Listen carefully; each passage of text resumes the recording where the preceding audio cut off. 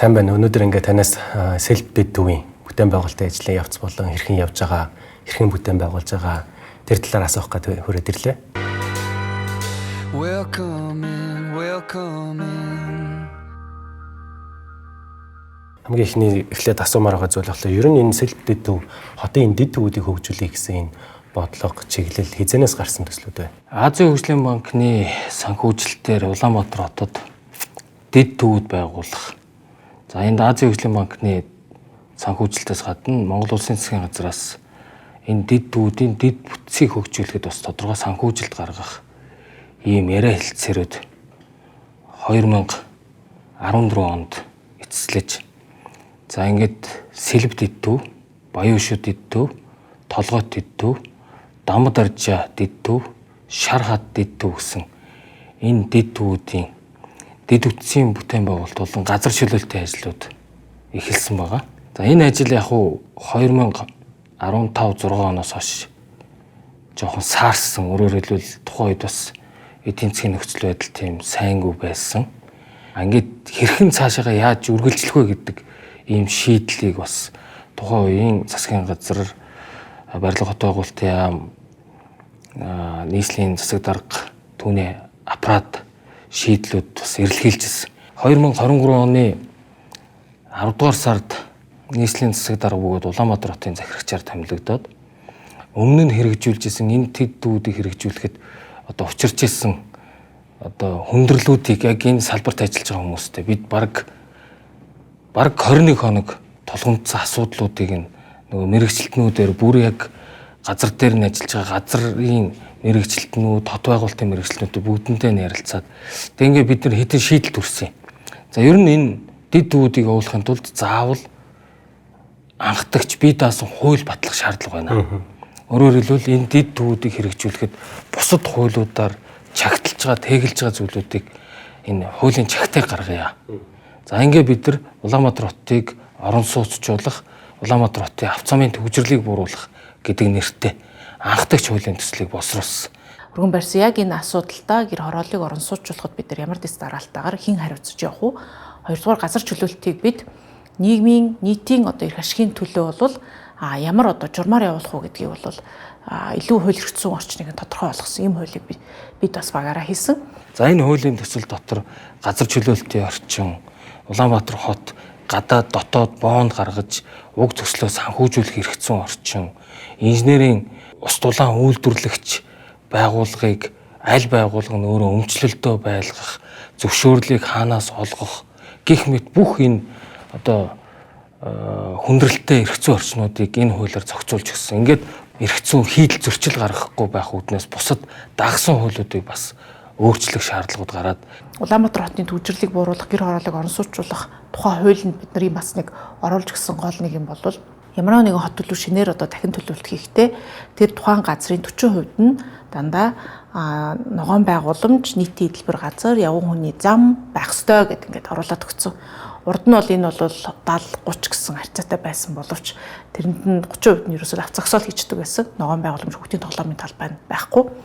Энийг бид хуулиар бүр журмаар биш, одоо стандартаар биш хуульчлаад өгсөн учраас бидний одоо Сэлб хотын бүтээн байгуулалтын одоо эдэлбэр газрын маань 60% нь л барилгажил, 40% нь одоо илүү ногоон байгууламж, тэгээд дугуйн зам одоо юу гэдэг илүү энэ агаар орчны бохирдлыг олоос одоо бохирдол үүсгэхгүй байдлаар юм төлөвлөлтийг хийж байгаа. Ингээ эрхцэн орчин хийгдээд 3 сарын бараг сүүл 4 сарын 1-ээс газар чөлөөлтийн ажил хийгдээд эхэлсэн.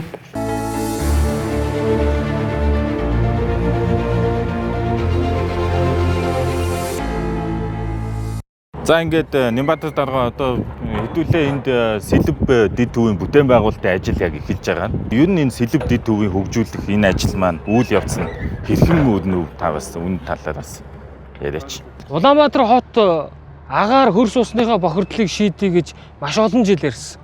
Тэгэхээр өрөөсөө агаар хөрс усны бохирдлыг шийдэх эцсийн шийдлүүл өрөөсөө гэр хорооллуудыг нүүлгэн шилжүүлж, орон сууцжуулж, инженерийн шугам сүлжээ бүхий орчин үеийн ийм орон сууцны хорооллуудыг босгох явдал гэж ойлгож байгаа. улсын хурлаар Улаанбаатар хотын авто замын төвжирлийг бууруулах, гэр хорооллыг орон сууцчлуулах гэдэг нэртэй анхдагч хуулийг батлуулсан. Энэ хуулийн зорилго бол Улаанбаатар хотын одоо энэ хойдлын бүсийн гэр хорооллын айл өрхүүдийг газар чөлөөлөлт хийж нөхөн олгор олгох, эсвэл орон сууцаар солих замаар газрыг чөлөөлөөд чөлөөсөн газар дээрээ нөгөө 60-40 харьцаатай орчин цагийн орон сууцны ийм хороолол хотуудыг байгуулах замаар бид энэ Улаанбаатар хотын агаарын бохирдлыг шийдэн, нөгөө талдаа иргэдийн амьдрах орчны асуудлыг шийдэн, хүртээмжтэй хотын асуудлыг шийдэн.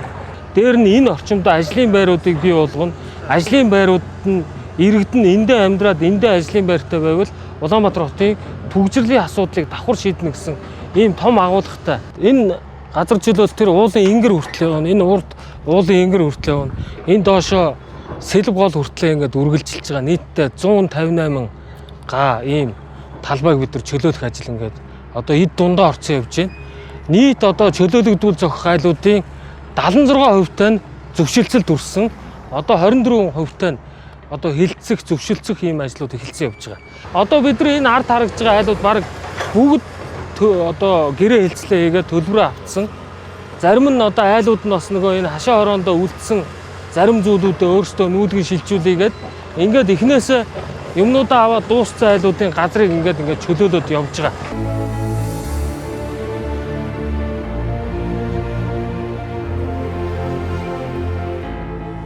Ер нь газар чөлөөлөлт төр иргэдийн одоо хүлээж авч байгаа байдал хэр байгаа вэ?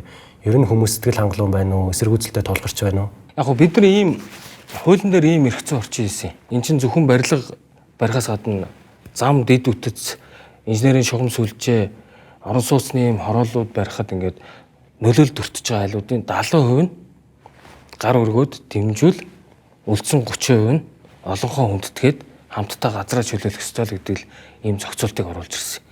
За өнөөдрийн байдлаар газар чөлөөлтөн дээр яг бүр явахгүй, үгүй гэж байгаа айл өрх ер нь маш цөөхөн.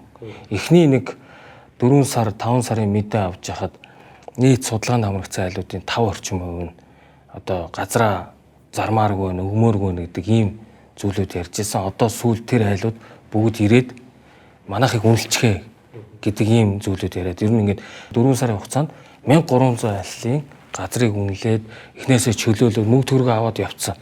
Нэг айл дунджаар нэг 170 орчим сая төгрөг авж байгаа. Бид нар нэг нийт дунджийг тооцож үзэхээр. Тэгээ энэ бол тухайн хүнд газрынхаа хашаа байшингаа бол одоо боломжийн үнэ хүргэчлээ гэдэг ийм сэтгэл ханамж байна гэж ойлгосон. Нийслэлийн орон сууцны корпорацийн захирлын хувьд одоо яг энэ газар чөлөөлөлтийн ажлуудыг ингээд танай компани яг ингээд ардан гүйцэтгэж байгаа тийм. Тэгэхээр яг газар дээр яг энэ газар чөлөөлөлт дээр процесс маань яг хэрхэн явагдаж байна? Ер нь иргэдийн одоо сэтгэл ханамж ямар байна? За ямар асуудлууд бас гарч байна? Иргэд маань бас яг юун дээр анхаарах нь бас зүйтэй байна. Энэ талаар нэг товчхон яриад өгөөч. За энэ удаагийн сэлбэдэд төвийг түшгэлж гэр хорооллыг орон сууцчлах төслийн хувьд бол газар чөлөөлөлт урд өмнө нийслэл хийгдэж байгаагүй ийм одоо нэг дор том талбарт буюу 158 гад 2200 нургаан нэгж талбарыг бид чөлөөлөх ажлыг хийж байгаа. Тэгээд 3 сарын хугацаанд 1400 айлыг одоо бид хилцэл хийж газар чөлөөлтийн ажлыг хийсэн байна. Энэ тоо маань бол одоо хугацааны хувьд бол маш богино хугацаанд урд өмнө хийгдэж байгаа энэ том нутаг дэвсгэр хамарсан ийм газар чөлөөлтийн ажил хийж байгаа. Нэгдүгээр онцлог байна. Хоёрдугаар иргэдийн хувьд одоо энэ газар чөлөөлтийн хувьд газрын үнэлгээний хувьд бас бид нэр урд өмнө хийгдсэн үнэлгээний одоо зарчмаас арай өөр элэгдэл хоригдол тооцохгүй мөн одоо олон улсад хэрэгэлдэг одоо энэ хамгааллын бодлогыг хэрэгжүүлсэн ийм үнэлгээний аргачлалыг хэрэгжүүлж үнэлгээ хийгдсэн. Тийм учраас энэ үнэлгээний дүнд одоо иргэд болон одоо маш тийм сэтгэл ханамжтай байгаа. Би нэг зүйл маш их одоо баяртай буюу сэтгэл хөдлөлттэй байгаа. Энэ юу гэхээр 2200 айлаас өнөөдөр 1350 өнөөдрийн шин тоогоор те 1350 айл нь манай нийслэлийн газар чөлөөлтийн алба нийслэлийн орон сууцны корпорацийнхантай яг ингээд ойлголцоо зөвшөлдсөө шууд одоо гэрээ хилцэлтэд ороод ингээд нүүж байна. Өөрөөр хэлбэл би нэг зүйл дээр нэлээд болгоомжилжсэн газар чөлөөлтөн дээр ирээд олон асуудал үүсэх вэ? Иргэдийн эсэргүүцэл тэмцэлтэд тулгарх уу гэдэг ийм болгоомж байсан. Бидний үнэлгээний аргачлал нэлээд байгаа онсон гэж ойлгож байгаа. Тэгэхээр одоо жишээ нэг дундаж нэг хашаа байшин хэдээр үнэлэгдэж байна юу? Ерөнхийдөө одоо ингээд нэг 400 м квадрат талбайтай дээрээ нэг одоо амны сууц зорьсон нэг айлын талбай бол нэг 160-аас 180 сая орчим төгрөгөөр дундч нь үнэлэгдэж байгаа. Гэхдээ тэгэхээр одоо 200 гаргаж авсан айлууд ч гэсэн 200 гаргаж авсан 300 хүргэсэн айлууд бол нилээдгүй байгаа. Өнөөдөр газар чөлөөсөн айлуудыг би энд бараг 10-аад айлуудтай уулзлаа. Тэгсэн бүгд ямар ч байсан нэг байр авсан гэж байна. Тэгээд нэг машин авцгаасан гэж байна. Зарим нь нөгөө үнэлгээ өндөртөө чөлөөлөгдсөн айлууд бол дахиад өөр газар хашаа байсан авсан гэсэн ийм одоо статистикийг ярьж байна л да. Бас нэг иргэдийн нэг одоо энэ газар чөлөөлөлт нэг учирж байгаа нэг асуудал бол газар дээр 42 жил амьдарсан. 28 жил амьдарсан. Тэгсэн хэрнээ ямар нэг эзэмших гэрчлэгээ аваагүй. Бичиг баримтаа ерөөсөө огт хөөцөлдөггүй. Одоо манайхны нэг юм тэнэггүй зам байдаг. Би энэ дээр тэртэргүй энд би нэг 30 жил амьдарсан. Энэ миний газар гэж ойлгодог. Гэтэл одоо энэ ч нөгөө эзэмшгийн гэрчлэгээ, өмчлөгийн гэрчлэгээ гэдэг ингээд зохиосны бичиг баримтуудаа бүрдүүл хэрэгцээтэй байдаг. Дээрээс нь үнэлгээ хийгээд явхлаар эзэмших гэрчлэгээтэй айлын үнэлгээ нэг ондоо, өмчлөхөөр авсан айлын үнэлгээ ондоо ингээд энэ чинь нөгөө үнэлгээний зарчим дээрээ тулгуурлаад өөр дэнд болдог. Цаашид бид нар 2025, 26, 27, 28 онуудад дандаа Улаанбаатар хотод дахин төлөвлөлтийн хүрээнд газар чөлөөлтийн одоо ийм он жилүүд байна. Бүтээн байгуулалт болгон заавал газар чөлөөлт хийгдчихэж явагдана. Метроны төсөлч төр, тойрог хурдны замын төсөлч төр, орон сууцчлуулах төсөл бүгд дандаа газар чөлөөлтийн үндсэн дээр хийгдэх ийм одоо зүйлээ. Тэгээ иргэд маань хотоос дэвшүүлж байгаа, засгийн газраас дэвшүүлж байгаа 20 минутын хот гэдэг энэ концепцийг дэмжиж хүлээж авч байна гэд. Энд байгаа хүмүүсийн дийлэнх нь сүүлийн нэг 50 жил амьдарч байгаа ийм хүмүүс тэгээд хотын бодлогыг дэмжиж байгаа гэдгээ бүгд илэрхийлж байгаа таашаалтай байна. Одоо цаана бидний энэ жилийн төлөвлөгөө бол 700 айлыг чөлөөлнө гэж байгаа. Ингээд 2000 айлын нэгж талбарыг энэ онд багтаж чөлөөлт дуусна. Ирэх жил бид нар нэг 250 айлын газрыг чөлөөлнө гэж байна. Тэгээ манд бол нэг хэдүүлээ статистикийг бас хэлмээр байгаа. Бидний энэ чөлөөлж байгаа 2200 айл хашаанда хамгийн багадаа 2 магадгүй 3 ийм одоо яндан галт үлжсэн. Тэгэхээр энэ юу хэлэхээр гэхээр бид нар ойролцоогоор энэ жил Улаанбаатар хотын агаарын бохирдолд 5000 айлын янданг одоо ингээд үндсэндээ утаа гаргахааргүй ингээд чөлөөлж агаарын бохирдолд энэ одоо бидний газар чөлөөлөл орон сууцчлуулах энэ Сэлб хотыг барьж байгуулах ажил хувь нэмрээ оруулж байгаа гэж энийг олон нийтэд танилцуулмаар байна. Дээрэс нь нөхөн жорлон байна. За нөхөн жорлон бүр амар асуудал. Тэгээ нэгж талбар бүрт мэдээж нэгээс 2 айл байгаа, хажуу айлууд байдаг. Тэгээ ингээд тооцоос үзэхээр дор хаяж 2-оос 2500 яндан байгаа. 2-оос 3000 нөхөн жорлон байгаа.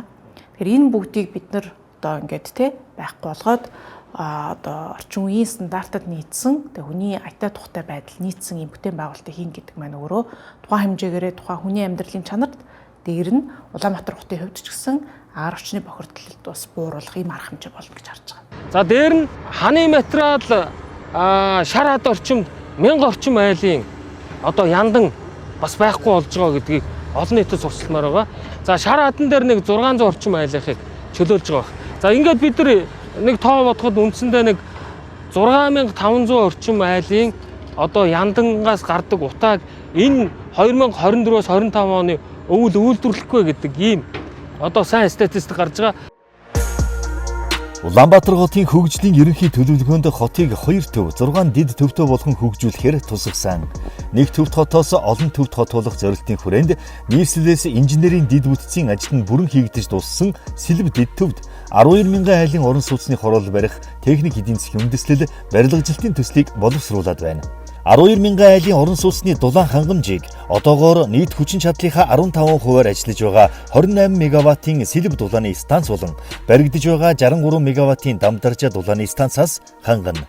Өнгөрсөн хугацаанд Сэлб дэд төвийг барилгажуулахад шаардлагатай усан хангамж, ариутгах татварга, цахилгаан хангамж, өндөр хурдны интернетийн сүлжээ, 6.3 км автозам зэрэг бусад суурь дэд бүтцийг барьж ашиглалтанд оруулсан. Сэлб дэд төвийн гэр хорооллыг орон сууцчлуулах ажлыг дараах үе шаттай хэрэгжүүлнэ. 1-р үе шат. Сэлб дэд төвийн 158 га талбайд одоо байгаа иргэн аж ахуй нэгжийн 2003 нэгж талбарын газрыг чөлөөлж 12000 айлын орон сууцыг барина. 2-р шат. Сэлэв дэд төвийн ойролцоох 5 буудал Чингэлтэй хайлаастын орчмын 8,000 айл өрхийг Сэлэв дэд төвийн хүрээнд баригдсан 12,000 айлын орон сууцны үлдсэн 10,000 орон сууцнд хамруулна. Ингэснээр дээрх суурьшлийн бүсүүдэд 701 га талбайг чөлөөлж 40,000 айлын орон сууц барина. 3 дугаар шат 5 буудал Чингэлтэй хайлаастад чөлөөлсөн 701 га талбайд баригдсан 40,000 айлын орон сууцанд Динжимэнга, Зурагт, Гандан, Дамдаржаа орчмын суурьшлийн бүсдэх 9,700 айл өрхийг хамруулж 597 га талбайг чөлөөлнө. Ингэснээр дараагийн 30,000 айлын орон сууцны төсөл хэрэгжүүлэх боломж бүрдэнэ. Эдгээр дахин төлөвлөлтийн нөлөөллийн бүсэд өртсөн айл өрхийн газар үл хөдлөх хөрөнгийн нөхөн олгорыг дараах 3 сонголтоор шийдвэрлэнэ. Бэлэн мөнгөөр солих, орон сууц баригдах явцад түрээсийн орон сууцаар хангах, байр ашиглалтанд орсны дараа орон сууцыг өмчлүүлэх, шууд орон сууцаар солих нөхцөлийг санал болгоно. Сэлэв дэд төвд 12,000 айлын орон сууцны төслийг хэрэгжүүлснээр хөгжлийн ерөнхий төлөвлөгөөнд тусгагдсан дарга зорилтууд хэрэгжинэ. Тэгш хүртээмжтэй нийгмийн үйлчилгээг нэмэгдүүлэх, иргэдэд ээлтэй аюулгүй орчинг бий болгох, хотын эдийн засгийг тэлэх. Үүний тулд захиргааны шийдвэрээр дэд төв рүү зарим төсөвт байгууллагуудыг нүүлгэн шилжүүлэх шаардлага үүсэж байна. Жишээлбэл соёл урлагийн их сургууль, хөгжим бүжгийн консерватор хоёрыг нүүлгэснээр 2089 оюутны төвлөрлийг даган дэлгүүр, дөргөн хоол, кофе шоп, кинотеатр зэрэг үйлчилгээний байгууллагууд тус бүсэд хөгжинэ. Багшийн дээд орчмын төвжирлийн гол шалтгааны нэг болдог 1-р эмнэлгийг Сэлэв дэд төв рүү нүүлгэснээр 81,932 эмчлүүлэгчийн хотын төв рүү чиглэсэн зорчих хөдөлгөөнийг бууруулах боломжтой юм а. Уг хуулийн төсөл нь зөвхөн нийслэлийн автозамын төвжирлийг тодорхой хэмжээнд бууруулахаас гадна Улаанбаатар хотод тулгамдж байгаа нийгмийн болоод хот төлөвлөлтийн олон асуудлыг цогцоор нь шийдвэрлэхэд чиглэсэн болно. Тэгэд энэ Сэлэв дэд төвийн маань зураг төслийн тендерт аж ахуйныг шалгараад зураг төслүүд хийгдээд дууссан. Өнөөдрийн байдлаар эхний 23 га дээр барилгачлалтын зураг хийгдээд экспертизээр ороод дуусаад төрийн болон орон нутгийн өмчийн хөрөнгөөр бараа ажил үйлчилгээ худалдаа хуулийн дагуу нээлттэй 6 багц тендер зарлагдсан. Ингээ явж байна. Энэ 23 га дээр үндсэндээ одоо барилгын гүйцэтгэх шалгаруул барилгын угсралтын ажил шууд суурь авахад эхэлж болно гэсэн ийм агуул байгаа. Дэд төвгийн одоо орон сууцны ажлуудыг одоо хөрөнгө оруулах санхүүгийн хувилбараар хэрхэн шийдэж байгаа вэ? Саяхан нийслэл одоо дотоодоо 500 тэрбум төгрөгийн бондыг амжилттай гаргалаа. Цаашдаа энэ дэд төвүүдийг хөгжүүлэхэд бондоор ямар нэгэн байдлаар хөрөнгө оруулалт санхүүжилтийг шийдвэрлэхээр төлөвлөж байгаа юу? Монгол улсын өрийн удирдлагын тухай хууль бид өөрчлөлт оруулсан. Өрийн удирдлагын тухай хуулиар нийслэл хот гадаад бонд гаргах, дотоод бонд гаргах хэрэгцүү үндслэлээ бий болгож чадсан. Өнгөрсөн хугацаанд ингээд Улаанбаатар хотын проблемыг харахад ер нь бол санхүүжилтгүй, хөрөнгө мөнгөгүй, за тэгээд дандаа төсвөөс хамааралтай байдлаар ингээд явж ирсэн юм билээ л дээ. За тэгээд дандаа ингээд төсвөөс хамааралтай яваад ирэхээр нийслэл хотод маань одоо манай хүн амын бараг талаас илүү хувь нь амьдарч ажиллаж байна. Гэтэл энэ хүний хэрэгцээгээ дагаад бас маш олон нийгмийн асуудлуудыг шийдэх ёстой болдог. За нөгөө талаараа бас хувийн хвшилтэйгээ хамтарч ажиллах бас зөндөө олон боломжууд байдаг боловч зөвхөн төсвөөрөө хязгаарлагдахаар ингээд ийм хөгжих дараагийн дэд үтсээ тэлэх иймэрхүү боломжууд бас байхгүй байсан байна гэж би хувьдаа дүгнэв. За тэгээд өнгөрсөн жилээс бол тодорхой хуулиудад өөрчлөлт оруулаад за ингэснээрээ бол хот бол ямар нэгэн байдлаар өөр их усүүдээс бас хөрөнгө мөнгө босгож хотын асуудлаа шийдэх юм боломж нь бүрдсэн. За үүний одоо хамгийн анхны жишээ нь бол ингэ дотоодод 500 тэрбум төгрөгийн бонд гаргасан байгаа. За үүгээр бол би ямар ч байсан гэсэн энэ оны өвөл тулгарах эрчим хүчний асуудлаа бол шийдэж чадсан. Одоо ингээд өвлөөс өмнө бол бид хоёр томоохон төрлийн ийм эрчим хүчний их усүр зохицуулалтын ийм механизм цоо шинээр бий болгохоор ингээд төлөвлөд ажиллаж байна. Зүгээр яг дотоод бондын тухайд бидэрт нэгдүгээр эренб нь энэ өвлийг бид нар яаж эрчим хүчтэй давах вэ гэдэг хамгийн тулгымцсан асуудал байна. Хоёрдугаар цаашид энэ том бүтээн байгуулалтын дээр эрчим хүчний их усруудыг яаж шийдэх вэ гэдэг нь бидний нэгдүгээр зорилт байгаа учраас бид нар энэ жил ойролцоогоор 600 орчим тэрбум төгрөгөөр эрчим хүчний төслүүдэд бондын хөрөнгө оруулалт хийж байгаа. За энэ онд эхний ээлжинд ашиглалтанд орох бөөрөлжүүдийн цахилгаан станцад 300 тэрбум. За энэ жил бас ашиглалтанд орох 50 мегаваттын батарей станцад 300 орчим тэрбум төгрөгийн одоо хөрөнгө оруулалт хийгээд энэ өвөл бид нар модлонгийн дутагдaltaй байсан 200 мегаваттынхаа чадлын дутагдлыг нөхөж энэ өвөл үйлчлэлтийн бэлтгэл хангахаар ингээд ажиллаж байгаа. За эх жилүүдээс бол харьцангуй асуудлууд дээрдэн. Яагаад тэгэхээр бөөрөлжүүдийн дараагийн 150 ороод ирнэ. За бусад яригдж байгаа эрчим хүчний хэд хэдэн төслүүд явж байгаа. За ингээд хоёр дахь бидний яг өнөө маргаашнда тулгамдаад байгаа асуудал бол авцам. Авцам энэ сүүлийн жилүүдэд их хэвдэрсэн. Одоо маш том хагаралтууд үүссэн. Үүнээс шалтгаалаад одоо иргэдийн зорчил хөдөлгөөн удааширсан, иргэдийн тээврийн хэрэгслүүд эвдэрдэг, гэмтдэг энэ байдлууд бий болоод байгаа учраас бид нар энэ жил Улаанбаатар хотын бараг засах шаардлагатай бүх замыг дотоод боондынхоо санхүүжилтээр шийдээд ингээд одоо тендерийн ажлууд ингээд эхнээсээ шалгараад хийгдээд ингээд явж байна. За үлдэж байгаа нь Улаанбаатар хотын гэр хорооллын дэд үтсийн хөрөнгө оруулалтанд тодорхой шугам сүлжээ татах, ашиглалтын шаардлага хангахгүй барилга байгууламжуудад бас шугам сүлжээг нь өргөцгөж өгөх. За дээр нь 2007 оноос хойш өнөөдрийг хүртэл ярьсан 17 жилийн урт настай, удаан жаргалтай туулнаг гэдэг коллекторыг дуусгаж, шин цэвэрлэх байгууламжийг ашиглалтанд орохтой зэрэгцүүлж туулнаг коллекторыг дуусгах гэсэн ийм зүйлүүдэд үндсэндээ ингээд хот дотоод бонд буюу нэг их 80 төгрөгийн бондыг үе шаттай гаргаж гүйцэтгэлээр нь санхүүжүүлж явж байгаа. За энэ саяны таны асууж байгаа энэ сэлб дэд төвийн одоо барилга угсралтын ажлыг хийж гүйцэтгэх хөрөнгийн их усварыг гадаад бонд гаргахаар улсын хурал засгийн газраас зохих зөвшөөрлүүд авцсан. Бэлтгэл ажил хангагдсан, гадаад андеррайтеруудтай гэрээ хэлцээрүүд хийгдсэн. Одоо ингээд хоёр үе шаттайгаар бид бондоо босгохоор ингээд бэлтгэл ажил хангагдаад явж байгаа. Манай нийслэлийн засаг даргын 1-р орлогч Мандуул яг энэ 20 минутын хот концептын дагуу баригдах орон сууцны хорооллуудын одоо нөгөө барилга байгууламжийг барих тендер сонгон шалруулалтын ажлын хэсгийг ахалж ажиллана. Энэ бол анх удаага олон улсын ийм том нээлттэй тендер зарлагдж байгаа. Энэ дээр магадгүй гадаад дотоодын олон аж ахуй нэгжүүдийн дунд нэлээд тийм өрсөлдөөнтэй хамгийн их хүний нөөцийн чадвартай туршлагатай ийм компаниуд шалгарч энэ 2 жилийн дотор томоохон хороолол бүтээн байгуулалтын ажлуудыг хийнэ гэдэгт итгэлтэй байгаа гэдгээ хэлье. Цаашдаа энэ дэд төвүүдийн бүтээн байгуулалт энэ хөгжлийн төслүүд дээр гадны зах зээлд бонд гаргаж санхүүжүүлэх асуудлыг шийдвэрлэнэ гэж байгаа.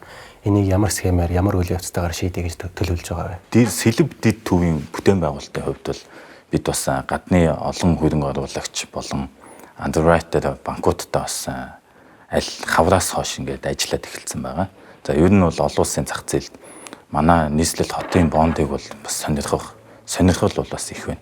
Энэ бас хэд хэдэн шалтгаантай. Мэдээж ингээд манай улсын рейтинг одоо зээлжих зэрэглэл маань бол бас их сайн байгаа. За нөгөө талаараа нийслэл хотын хувьд бол бас төсвийн чадамж бас сайн байгаа.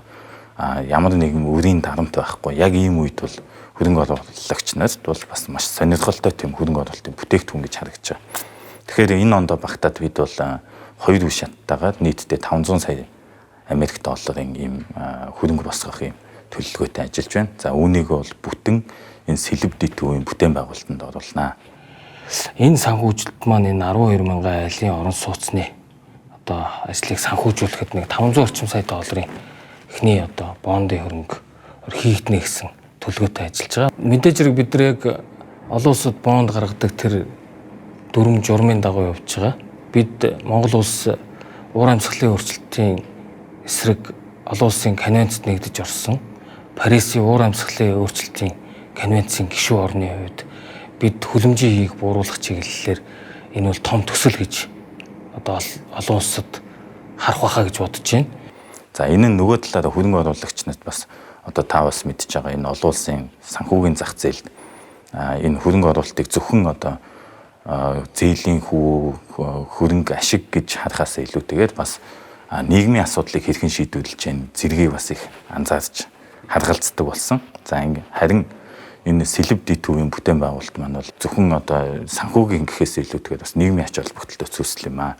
За ингээд маш олон гэр хорооллын айлуудыг орон сууцтай болгож чинь. За ингэснээр бол утаа төгжрөл гэх мэтчлэн манай хотод тулгамдаж байдаг нийт тэргүүний энэ асуудлуудыг шийдэх бас ач холбогдолтой юм а гэдэг үүднээс нь хөрөнгө оруулагч нар бас их сонирхож байна.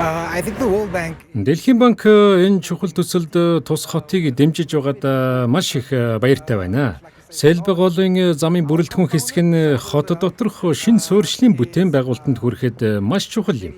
Энэхүү төсөлд замын хөдөлгөөний аюулгүй байдал, ерөнхий дэд бүтцийг сайжруулах ижбэрэн гудамжуудыг бий болгох ажлыг багтаасан болно. Та бидэнд ижбэрэн гудамж гэж яг юу хэлээд байгааг нэг товчхон тайлбарлаад өгөхгүй юу? Тэгэлгүй яах вэ? Ижбэрэн гудамж нь иргэдийн хөдөлгөөний 4 үндсэн хэрэгцээг хангадаг. Энэ нь тээврийн янз бүрийн хэлбэрт тохирсон элементүүдийг нэгтгэж нийт хүртээмжийг сайжруулснаар уламжлалт замын загвараас өөр бөгөөд үүнд явган хүний зам, дугуйн зам нь нийт ард иргэдэд үр дүнтэй үйлчлэхийн тулд сайжруулах ажлууд багтаж байгаа. Миний бодлоор Улаанбаатар бол зуны улирал зочлоход тохиромжтой дэлхийн хотуудын нэг юм.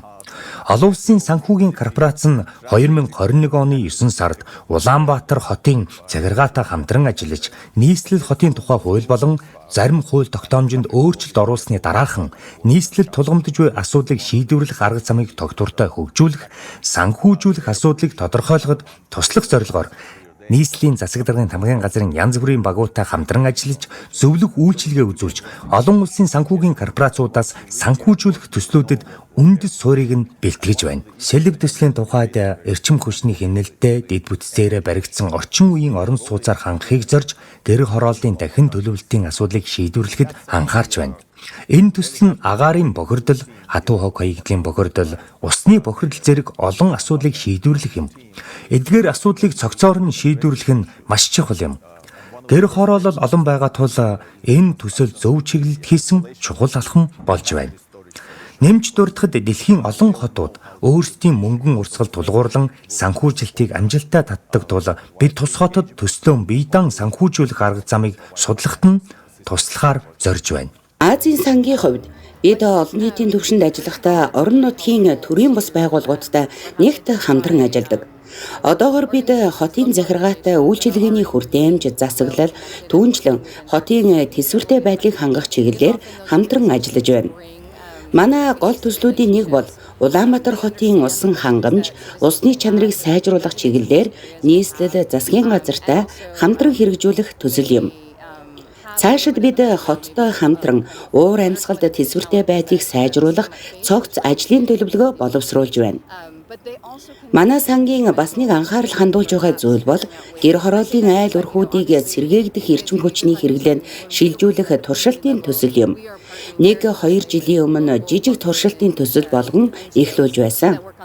Энэхүү төслөөр гэр хорооллын 5 өрхийн өвлийн халаалтад нүүрсний зуухны хэрэглээг багасгах солих зорилгоор нарны зай хураагур систем суйрлуулсан.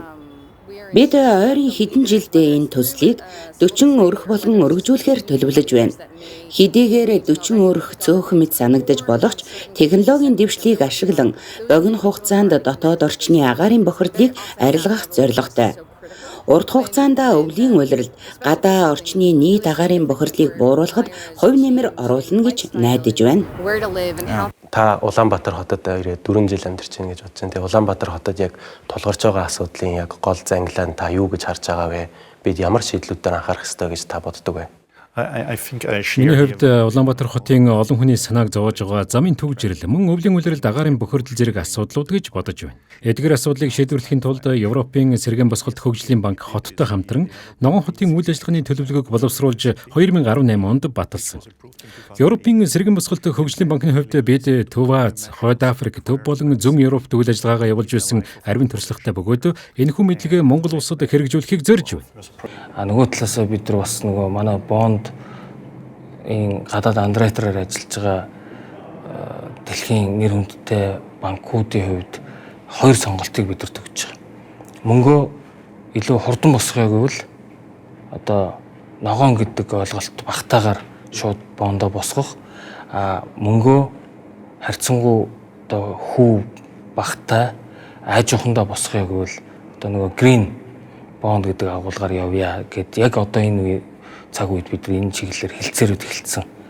явж байгаа. Европын цэргийн босголт хөгжлийн банкны үүднээс бид тус хотод зориулан боловсруулсан ногоон хотын үйл ажиллагааны төлөвлөгөөг шинжилэхэд бэлэн байна. Мөн бид тодорхой чиглэлээр хөрөнгө оруулалт хийх замаар тусалж чадна.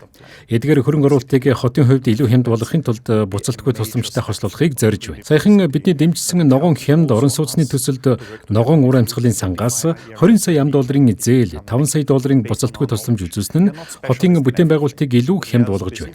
Цаашид төрөө хувийн хвшлийн хамтын ажиллагаа чухал үүрэг гүйцэтгэнэ. Хямд үнэтэй орон сууц барихад хувийн хвшлийг татан оролцуулах нь нэн чухал. Улаанбаатар хот дотоодын бүтээгдэхүүний 50% бүрдүүлдэг Монгол улсын эдийн засагт чухал үүрэг гүйцэтгэдэг. Тиймээс хотын хөгжил өсөлтийг дэмжих нөөцийг хот руу оруулах нь зайлшгүй чухал юм. Тэгээд бондын танилцуулга хийхдээ бид нар дэлхийн санхүүгийн хэд хэдэн төвүүдэд очиж энэ танилцуулга хийхээр бас төлөвлөд ингээ явж байгаа. Эхний санхүүжилт бол босох орон болцсон явж байгаа гэдэг. Саяхан бас Улаанбаатар хотод маань зүүн хойд Азийн хотуудын дарга нарын 6 дугаар чуулган уулзалт амжилттай болж өнгөрлөв. Түүний дэд зэдээр бас энэ төр хувийн хвшлийн түншлийг хот байгуулалтад хэрхэн хэрэгжүүлэх гэсэн олон жишээ агуулгатай зүйлүүд бас олон дурддагдсан болоо гэж бодож байна. 2014 оноос эхлээд тухайн үеийн нийслэлийн засаг дарга бөгөөд Улаанбаатар хотын захирагч Батүлийн санаачлагаар зүүн хойд Азийн хотын дарга нарын одоо чуулга уулзалтыг 2 жил тутам Улаанбаатар хотод зохион байгуулжээ гэдэг ийм санаачлаг гаргаад энээс хойш энэ удаа 6 дахь хотын дарга нарынхаа чуулга уулзалтыг хүлээж авлаа.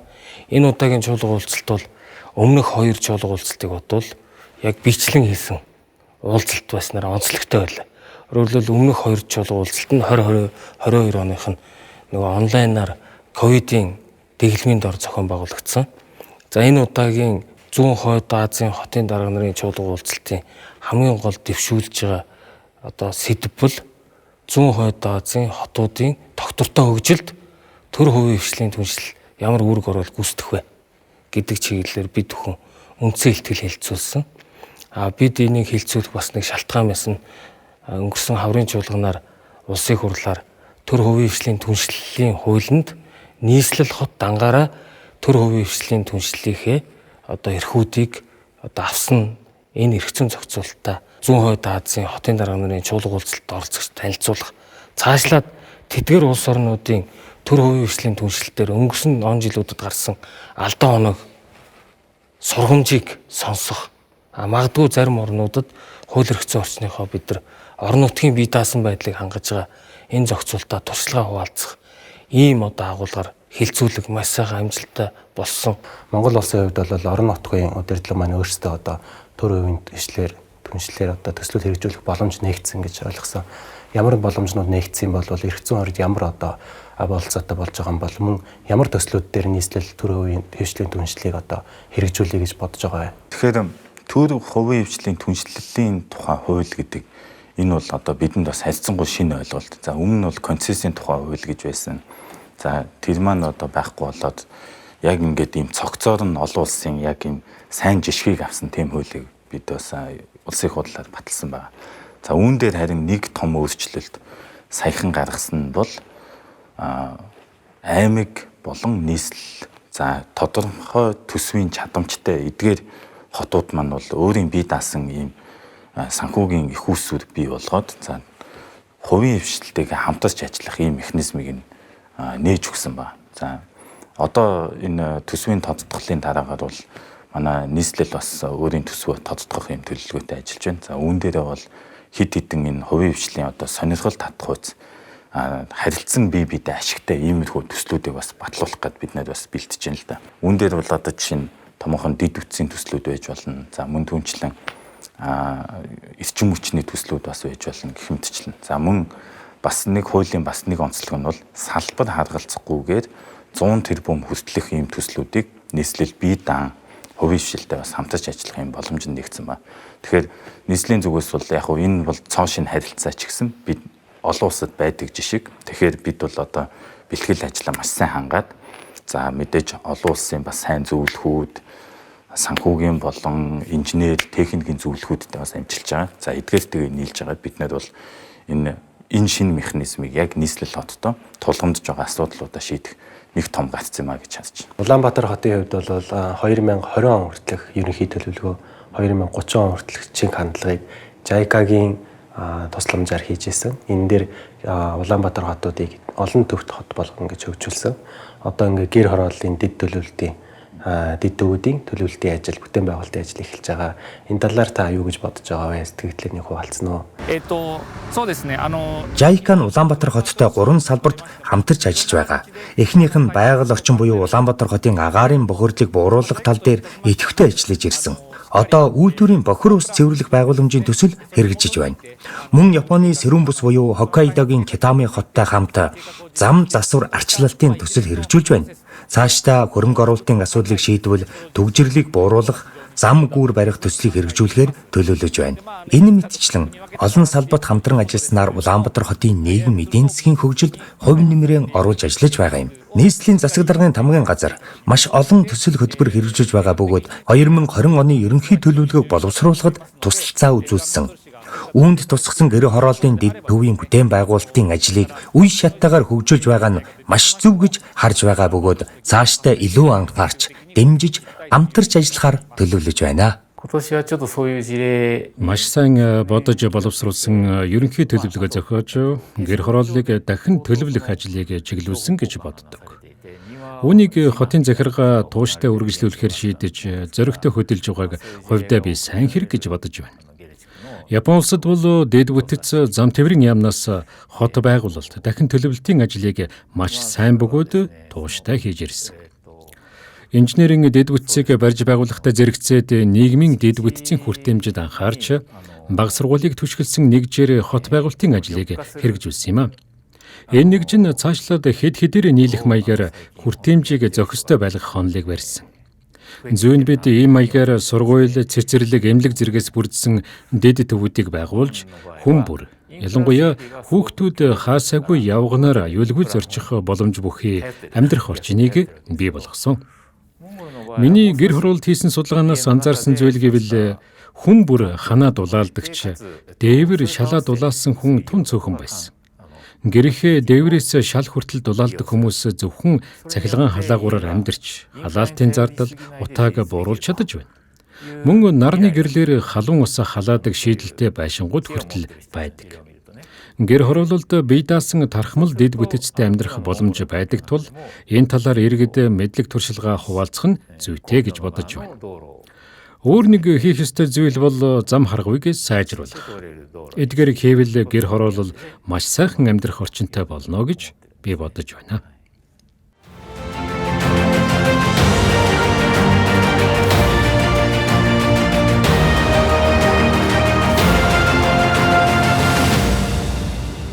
Эхний бидний энэ үе шатанд хэрэгжүүлж байгаа төслүүд дандаа дараагийн нөгөө шинэ хотуудын газар чөлөөлтийг хийхэд чиглэгдэнэ.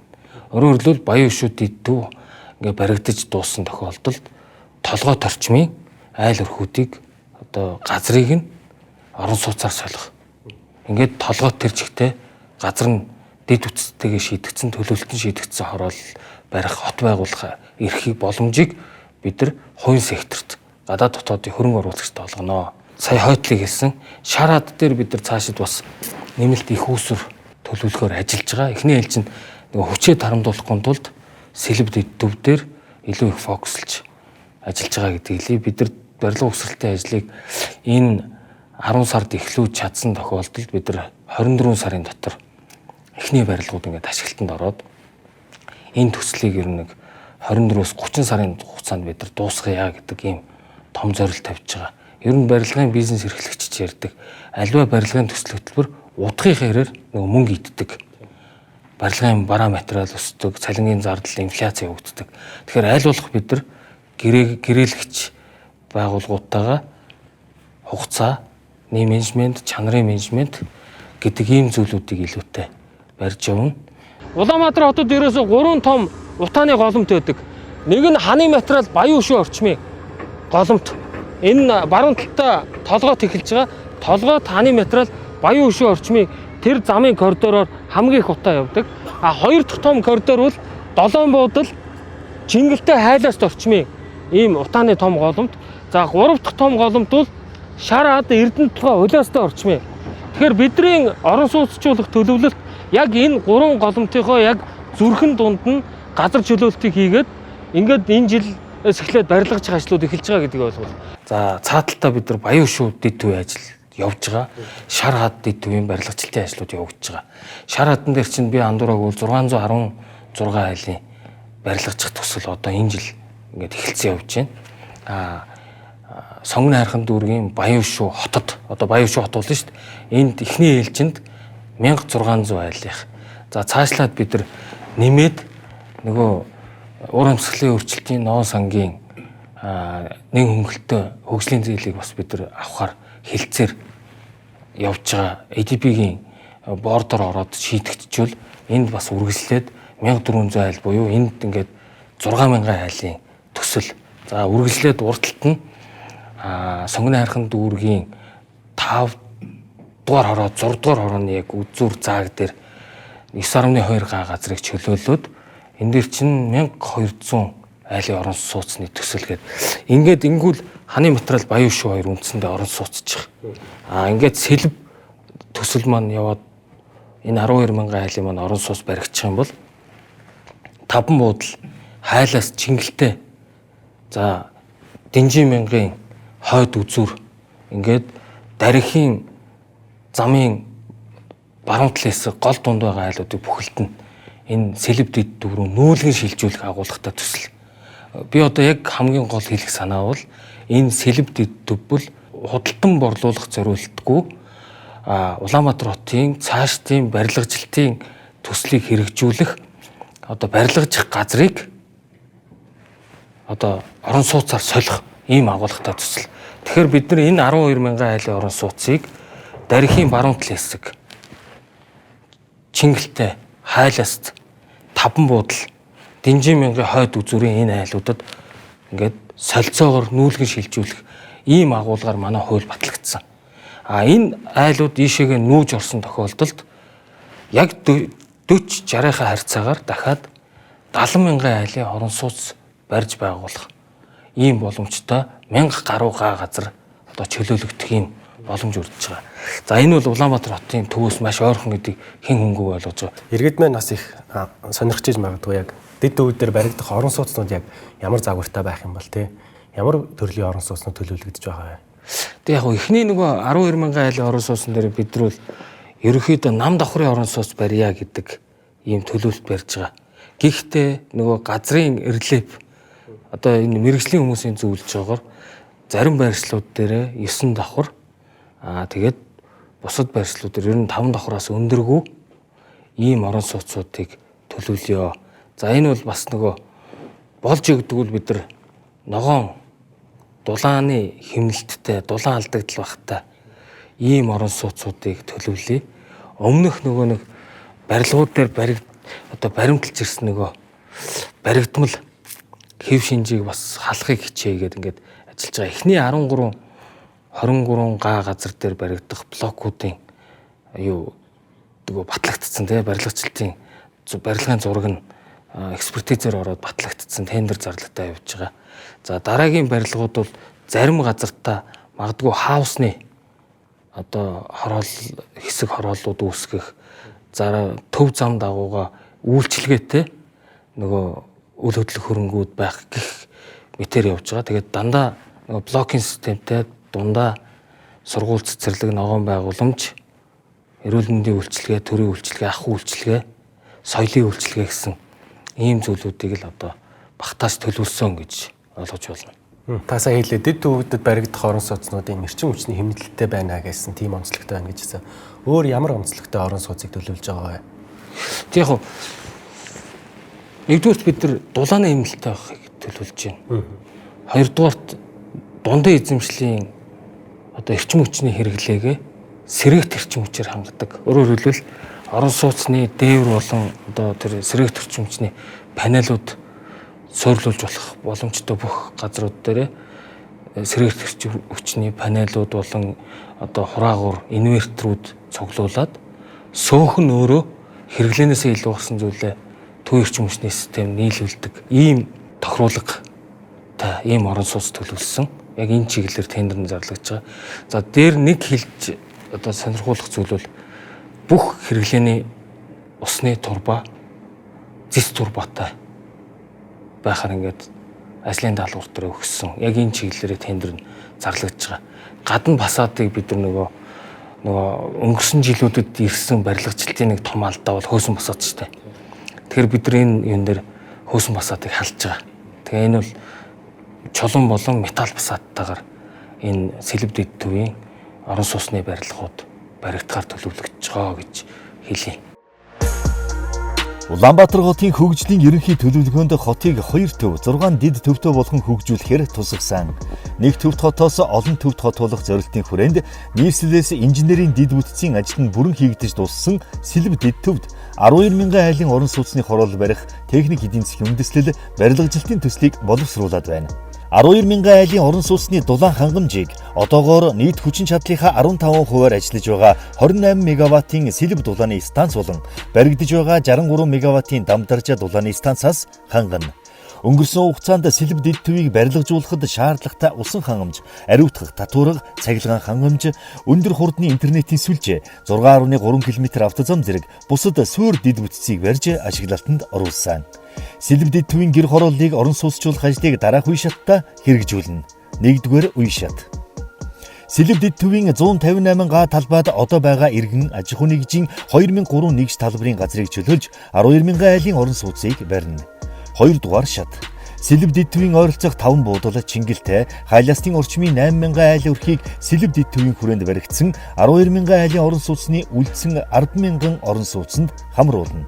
Ингэснээр дээрх суурьшлийн бүсүүдэд 701 га талбайг чөлөөлж 40,000 айлын орон сууц барина. 3-р шат. 5 буудал Чингэлтэй хайлаастад чөлөөлсөн 701 га талбайд баригдсан 40,000 айлын орон сууцанд Динжимэнга, Зурагт, Гандан, Дамдаржаа орчмын суурьшлийн бүсдэх 9,700 айл өрхийг хамруулж 597 га талбайг чөлөөлнө. Ингэснээр дараагийн 30,000 айлын орон сууцны төсөл хэрэгжүүлэх боломж бүрдэнэ. Эдгээр дахин төлөвлөлтийн нөлөөллийн бүсэд өртсөн айл өрхийн газар үл хөдлөх хөрөнгийн нөхөн олгорыг дараах 3 сонголтоор шийдвэрлэнэ. Бэлэн мөнгөөр солих, орон сууц баригдах явцад түрээсийн орон сууцаар хангах, байр ашиглалтанд орсны дараа орон сууцыг өмчлүүлэх, шууд орон сууцаар солих нөхцөлийг санал болгоно. Сэлб дэд төвд 12,000 айлын орон сууцны төслийг хэрэгжүүлснээр хөгжлийн ерөнхий төлөвлөгөөнд тусгагдсан дараах зорилтууд хэрэгжинэ. Тэгш хүртээмжтэй нийгмийн үйлчилгээг нэмэгдүүлэх, иргэдэд ээлтэй аюулгүй орчинг бий болгох, хотын эдийн засгийг тэлэх, үүний тулд захиргааны шийдвэрээр дэд төв рүү зарим төсөв байгууллагуудыг нүүлгэн шилжүүлэх шаардлага үүсэж байна. Жишээлбэл соёл урлагийн их сургууль, хөгжин бүжгийн консерватор хоёрыг нүүлгэснээр 2089 оюутны төвлөрлийг даган дэлгүүр, түргэн хоол, кофе шоп, кинотеатр зэрэг үйлчилгээний байгууллагууд тус бүсэд хөгжинэ. Багшийн дээд орчмын төвжирлийн гол шалтгааны нэг болдог 1-р эмнэлгийг сэлб дэд төв рүү нүүлгэснээр 81,932 эмчлүүлэгчийн хотын төв рүү чиглэсэн зорчих хөдөлгөөнийг бууруулах боломжтой юм а. Уг хуулийн төсөл нь зөвхөн нийслэлийн автозамын төвжирлийг тодорхой хэмжээнд бууруулахаас гадна Улаанбаатар хотод тулгамдж байгаа нийгмийн болоод хот төлөвлөлтийн олон асуудлыг цогцоор нь шийдвэрлэхэд чиглэсэн болно. Та Улаанбаатар хотын одоо энэ төгжрөл утааг шийдэхийн тулд энэ төлөвлөлт дээр маш их анхаарч ажиллаж байгаа гэж би ойлгосон. Тэгээ гадны зөвлөх үйлчилгээ авсан бас сая мэрэгжлийн хүнийг бас гаднаас урьж авчирч ажиллаж байгаа. Улаанбаатар хотын хөгжлийн ерөнхий төлөвлөгөө 2040 он энэ баримт бичгийн үйл явц ер нь ажлын явц хэр байгаа вэ? Тэ нийслэл Улаанбаатар хот өөрийн гэсэн одоо ерөнхий төлөвлөгөөний хугацаа 2020 онд дууссан. Тэгээ 2020 оноос хойш 2040 он хүртэл хөгжүүлэх ерөнхий төлөвлөгөөг боловсруулах ажил дээр манай дотоодын хот төлөвлөгчдийн баг үндсэндээ нэлээд удаан хугацаанд ажиллаж суурь судалгаануудаа хийж цаашид 2040 он хүртэл Улаанбаатар хотыг хэрхэн хөгжүүлэх вэ гэдэг одоо ерөнхий төлөвлөгөөний одоо үндсэн төслийг боловсруулсан. За ингээд энэ төслийг Монгол Улсын засгийн газрын тэргүүн засгийн газрын хуралдаанаар хилцүүлэх үед гадны зөвлөх үйлчилгээ авах нь зүйтэй гэдэг ийм саналтайгаар буцаасан. За энэний дагуу бид нар олон улсын нээлттэй тендер удаа дараа зарласны эцэст бүгд найрамд Солонгос улсын хот байгуулалтын чиглэлийн бас олон жилийн туршлагатай Дэкон гэдэг компани энэ тендерт шалгарч манай 2040 он хүртэл хөгжүүлэх ерөнхий төлөвлөгөөн дээр зөвлөх үйлчилгээ үзүүлж ажиллаж байгаа. За энэ төлөвлөгөөг бид нар энэ 2024 оны 10 дугаар сард улсын хуралд өргөн барихаар ийм бэлтгэл ажил хангаж байгаа. 2040 он хүртэл хөгжүүлэх ерөнхий төлөвлөгөөний үндсэн онцлог бол иргэдтэй, ээлтэй, хүртээмжтэй, аюулгүй мөн гамшигт төсвөртэй байх одоо ийм чиглэл рүүгээ төлөвлөгдөж байгаа. Нөгөө талаас өмнөх хэрэгжиж ирсэн бүх төлөвлөгөөнүүдийн алдааг бид нар бас эргэж харж одоо дүгнэж энэ 2040 он хүртэл хөгжүүлэх ерөнхий төлөв яаж одоо амьлуулах уу, хэрэгжүүлэх үү гэдэг талаас бас нэлээдгүй ярилцж байгаа. Одоо ч энэ ажлын хэсгээр энэ ажлууд яригадаад зөвлөх үйлчлэгээний багтаа манайх ажиллаж байгаа. Зүгээр өмнөх одоо төлөвлөгөөнүүд тийм ээ сүүлийн 2 ерөнхий төлөвлөгөө яагаад хэрэгжээгүй гэвэл ерөөсөө л санхүүжилтээс шалтгаалж энэ одоо ерөнхий төлөвлөгөөнүүд хэрэгжээгүй байгаа. Тэм учраас бид нар энэ 2040 он хүртэл хөгжүүлэх ерөнхий төлөвлөгөө бол баг миний сонсноор 150 их 80 төгрөгийн өнөөгийн үндсээр одоо ийм зардал гарч иж энэ ерөнхий төлөвлөгөө бүрэн хэрэгжих юма гэдэг ийм одоо урьдчилан судалгаа байгаа. Гэтэл манай улсын жилийн нийт төсөв одоо 70 их 80 дээр явждаг. Өөрөөр хэлбэл Улаанбаатар хотын ерөнхий төлөвлөгөө хэрэгжүүлэх бол одоо улсын төсвөөс тийм ээ нийслэлийн төсвөөс хэрэгжүүлэхэд бол нэлээд санхүүгийн хувьд бол дан улс нийслэлийн төсвийг түшиглэж энэ ерөнхий төлөвлөгөө хэрэгжүүлнэ гэдэг бол тийм бүтэлтэй зүйл биш. Тийм учраас төр хувийн хвшлийн түншлэл, улс нийслэлийн төсөв, хөнгөлөлттэй хөгжлийн зээлүүд, бусад санхүүгийн их үүсрүүд, санхүүгийн хэрэгслүүдийг ашиглаж энэ одоо ерөнхий төлөвийг хэрэгжүүлье гэдэг ийм агуулгаар энэ ерөнхий төлөвлөгөөний төсөл дээр манай багийн залуучууд ажиллаж байгаа. Гадны хот байгуулалтын одоо мэрэгсэн мэрэгжилтнүүдтэй зөв ажиллаж байгаа. Сая бидний 6 сард улсын хурлаар баталсан одоо хот тосгоны эрх зүйн байдлын тухай хууль, нийслэлийн эрх зүйн байдлын тухай хуульд орсон өөрчлөлт, улсын хурлын хэд хэдэн тогтоолуудаар байгуулагдсан нөгөө Улаанбаатар хот доторх 14 хотын маань нэг хот болох Сэлб дэд төв анх удаага яг өөрийнхөө төлөвлөлтийн дагуу 20 минутыгаа хот гэдэг тэр концепцээр одоо баригдах эхэлж байна гэж ойлгож байна. Сургууль, цэцэрлэг, эрүүл мэнд, боловсрол, соёлын үйлчилгээ, ахуй үйлчилгээ бүх зүйлийг нэг дор бид нар ингээд жишг болгож анхны одоо бидний энэ дээр алдаа гаргасгүй. Одоо би бас нэг зүйл дээр аяг баяртай байгаа. Та бүхэн ингээд яг энэ мэрэгчлэрээ гадаадд ажиллаж байсан хот төлөвлөгчд, хот байгуулагчид ингээд ирж бас зөвлөгөө өгч чад их баяртай байгаа. Сая бас манай ерөнхий архитектор төгсөл эргээд бүсгүй томилогдсон. Бас л энэ хот төлөвлөлт нийтийн тээврийн хөгжүүл чиглэлээр одоо Йокохамад докторийн зэрэг хамгаалсан ийм одоо бүсгүй яг энэ том төсөл эхэлж байгаа энэ цаг үед Улаанбаатар хотын ерөнхий архитектороор томилогдож байгаа. Улаанбаатар хотын анхны эмэгтэй ерөнхий архитектор болсон танд баяр хүргэе. Баярлалаа. Тэгээ ажлын аваад удааг байгаа ч гэсэн танд бас хэд асуулттай байна. Ерөнхий төлөвлөгөөнд одоо 240-ыг одоо боловсруулах ажил эд дунд шатанд явж байгаа гэж ойлгож байна. Засгийн газрын зүгээс болохоор 20 минутын хот гэсэн концептыг хот улс даяар хэрэгжүүлнэ гэсэн зорилготой ажиллаж байгаа.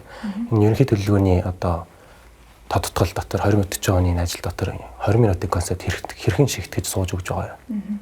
За 20 минут хотын хувьд 5 зорилттой хот гэдээ бид хэд өөрөөдөө явж байгаа. За эхнийх нь бидний хоттой дэд бүтц ярина иргэдийн оролцоотой хот байх ёстой маа. За дараагийнх нь бол хүртээмжтэй хотоо 20 минут гэдэг чинь өөрөө нийгмийн дэд бүтцийг буюу сургууль, цэцэрлэг, эмнэлгийн үйлчлэгийг 20 минутад авъя. Нэг зохиц үйлчлэгээ авъя гэсэн. За зүүнний дараагаар аюулгүй хот буюу одоо байгалийн гамшигт төсвөртэй тийм хот байх ёстой маа. За дараагийнх нь ногоон хот буюу ногоон байгууламж тийм үү. Тэр талын ажлууд бас нэлээ тусгагдсан байгаа. Тэгээ бид нар одоо хот төлөвлөгчтэй ерөнхий архитектортой хот гэдгээ цаашаад байнга одоо сануулж хянаж ингэж ажиллах ёстой. Энэ өнгөрсөн 30 гаруй жилийн төлөвлөлтийн алдаагаа бид л засах ёстой. Би андуураагүй л таны докторийн зэрэг хамгаалсан сэдв бол Улаанбаатар хотын хот төлөвлөлтийн алдааг засах энэ чиглэлээр судалгааны ажил хийсэн гэж ойлгодог тийм ээ. Тэгэхээр энэ бол тал талаасаа бид нар энэ зүйлүүд дээр хамтарч ажиллах ийм бас боломж гэж харж байгаа. Их зөв яг олон улсын зөв жишг рүү яаж хандлагатай явж байгаа юм байна. Ялангуяа ийм томоохон төслүүдийг бол ийм мэргэжлийн яг нөгөө төслийн менежментийн баг гэсэн зүйл хариуцж явснараа амжилттай хэрэгжих үндэс өөр нь болдог болов уу гэж бодож байна. Саяхан та бас дурдлаа метроны төсөл дээрээс гадны зөвлөх үйлчлэгийн компани шалгараад хийгээ явж байгаа гэсэн. Энэ ташранд бас асуумаар байна. Метроны 1-р шугамын ажлын одоо явц ямар байгаа вэ? Хизээ ашиглалтанд орохоор төлөвлөж байгаа вэ?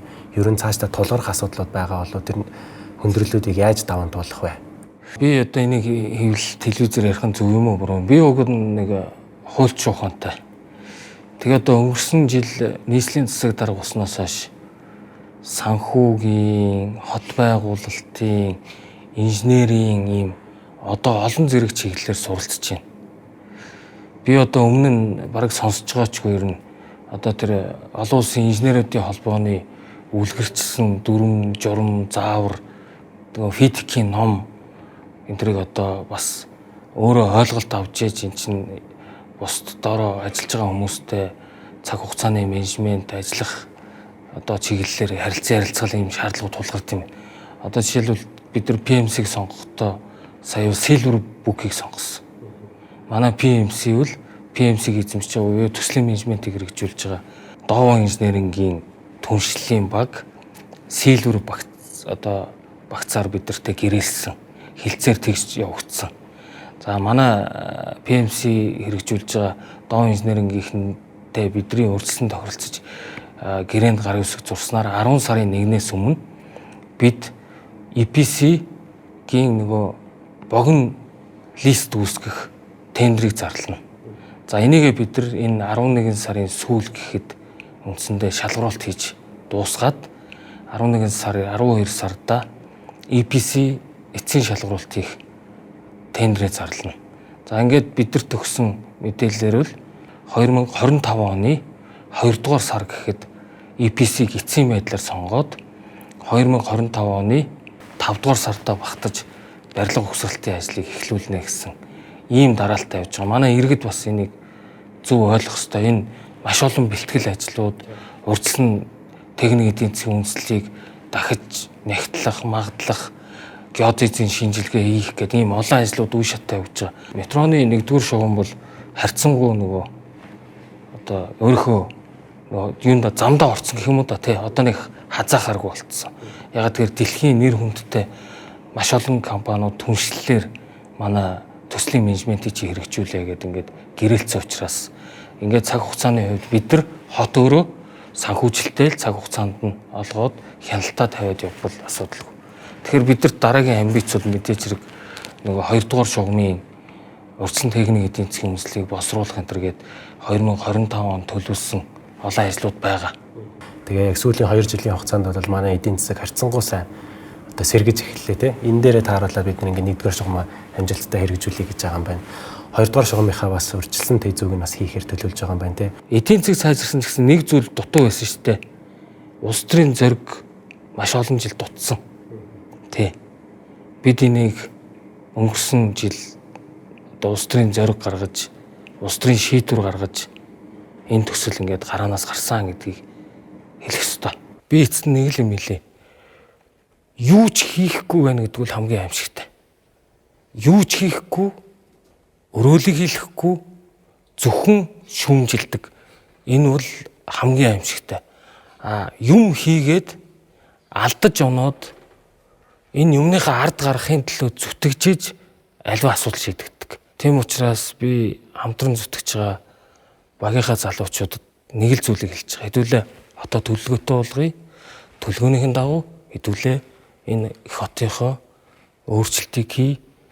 Их хотоо төвжирлгүй, агаар хөрс усны бохирдлгүй, төлөвлөлтийн алдаагүй хот болгохын төлөө бүгд хичээд зүтгэж ажиллая гэж уриалж байгаа.